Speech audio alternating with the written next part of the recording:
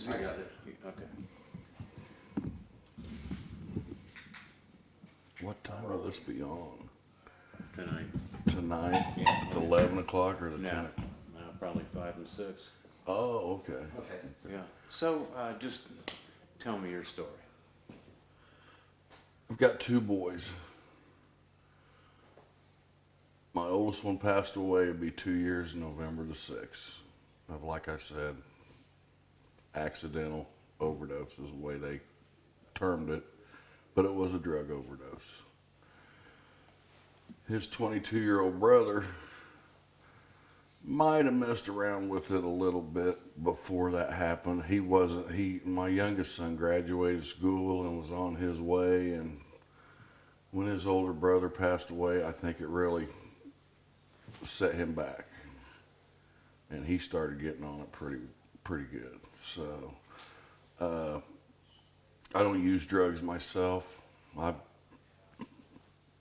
not gonna lie, I've played around with them a little bit here and there, but I don't use drugs. I don't even drink. But when my oldest son would come to me and, 3 or 4 days later after I knew he was all kind of messed up from 3 or 4 days before, he would always tell me it was heroin, lie to me the day that he was on it, but then tell me 3 or 4 days that it was heroin. And at the time, I would just tell him straight up, you're not on heroin. Heroin's not here. It's not here. You're lying to me. You're on something else. Xanax maybe or something, but it ain't heroin. A couple of years later, he died from it. So then that opened my eyes up to this situation. Then my youngest son, he got himself in a little bit of trouble, and it opened my eyes up even more because now I believed. It takes an earthquake to make people believe sometimes, but now I believe that there is a very bad heroin problem in this county, in this state, in this country. And like I said, it's not growing here. It's getting brought here, Right, but to have one son die and another son incarcerated because of heroin, I mean, that's got to be personally devastating. Yes.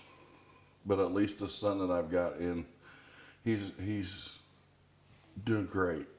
He's 15, 16 months sober.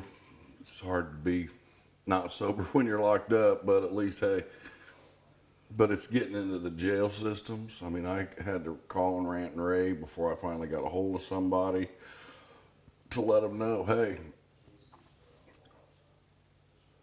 my son didn't bring it in because he never got out. So somebody brought it in to him.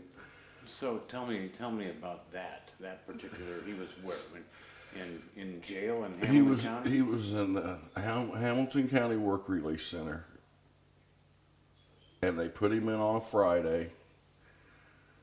He never got released.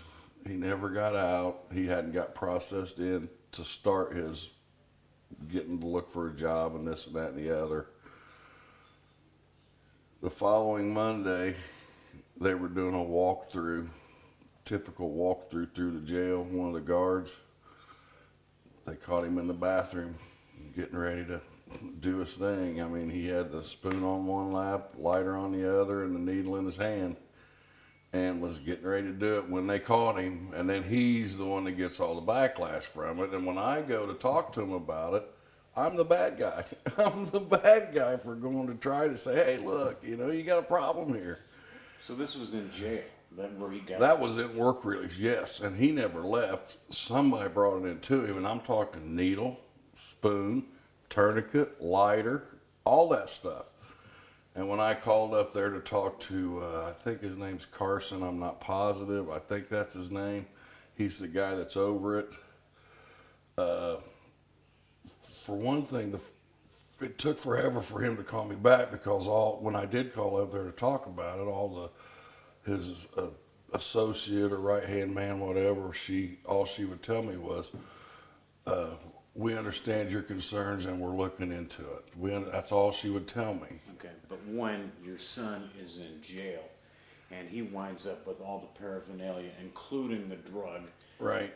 to shoot up with heroin, Right. that tells you that there's a problem up here. it's not just outside the jails, it's inside the jails. All of them. All of them. My sons have both been in prisons, and they can get it there. You know, my oldest son had a cell phone at Pendleton where he could call me anytime he wanted to. You know, so it's like they turn a blind eye to everything. You know, you'll see a marijuana bust 2-3 times a week, and they act like they need accommodations for them. But yet, you don't see them looking for the heroin bust. It's not, I mean, it's there. They're just not looking for it. So just, do you think Hamilton County is doing enough for the people who are addicted to heroin? No, not at all. They throw them in jail. They release them. They make them pay all that money. It's a carousel. Bust them again, throw them in jail. No recovery action whatsoever. No therapy, no this, no that. Let them right back out just to spring and bust them again, to bring them back in, to get more money from them. There is a place over on 21st and Tibbs called Harbor Shores. It's a addiction recovery, whatever, for anything, drugs, alcohol, whatever. It's run by the Salvation Army. I've never been in it. I've heard it's not real great inside, but I don't know that because I've never been in it. It looks like I had to take a friend of mine over here a few weeks ago. The outside looks a lot better, but I've never been on the inside. But I've heard it's not real nice on the inside. But like I said, it's almost free, and they will take care of you. But it's a 21st and Tips. That's a nasty neighborhood. You know, I wouldn't want a family member of mine staying over there. Well, you know, and, But it's free. Yeah, and the other thing is you can probably get